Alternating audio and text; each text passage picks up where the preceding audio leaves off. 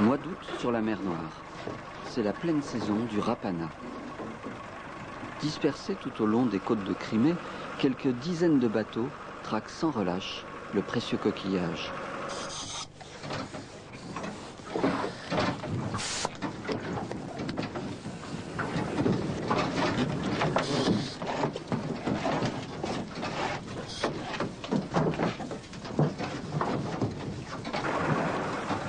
Chaque plongée dure à peu près 50 minutes. 4 plongées par jour et par pêcheur. Bilan, environ 700 kilos quotidiens de rapana par équipage.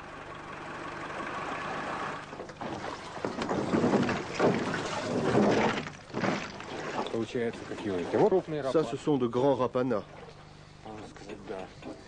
Ils pèsent à peu près 300, 350 grammes chacun.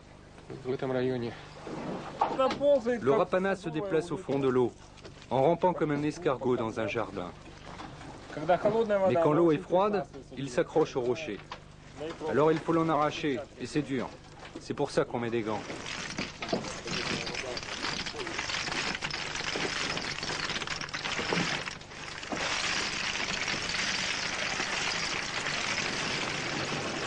Le rapana, qui prolifère dans la mer Noire en se nourrissant de moules sauvages, n'a aucun prédateur.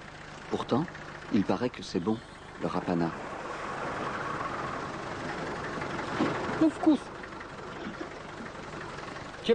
Le rapana a un goût entre le calamar, l'escargot et un peu le crabe. Ça dépend aussi de la manière dont on le cuisine.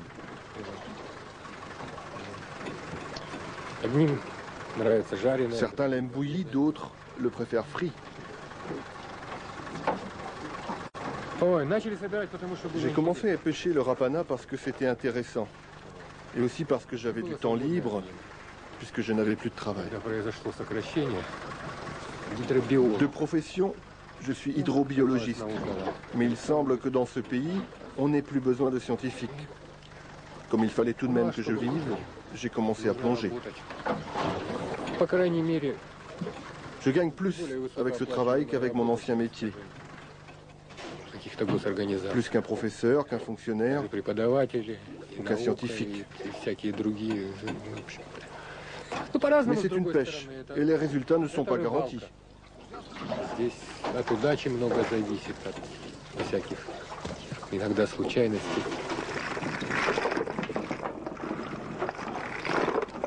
Le problème de la pêche au rapana, c'est le problème de toutes les pêches, aléatoires et incertaines.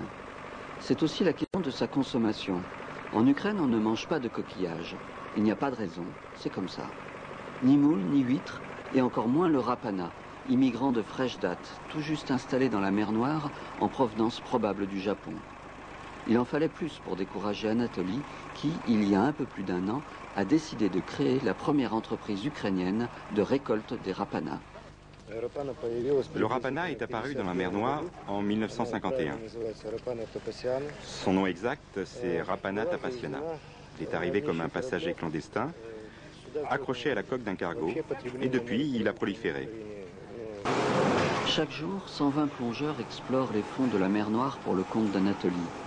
De toute la Crimée, les coquillages arrivent dans son usine, où ils sont cuits, extraits de leurs coquilles, nettoyés, puis congelés. Mais pour qui tous ces rapanas? Puisqu'en Ukraine, personne n'en veut.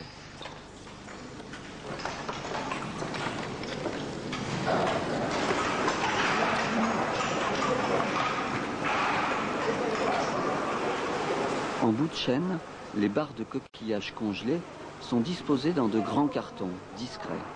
Ni marque, ni étiquette. Plus tard, un camion frigorifique viendra les chercher. Le camion, sur un bateau, traversera la mer Noire. Destination Istanbul, le début d'un autre voyage. Anatoly veut aussi croire à l'avenir du rapana dans son propre pays. Il a donc fait confectionner une publicité vantant les mérites de son coquillage préféré, diffusée chaque soir à la télévision ukrainienne.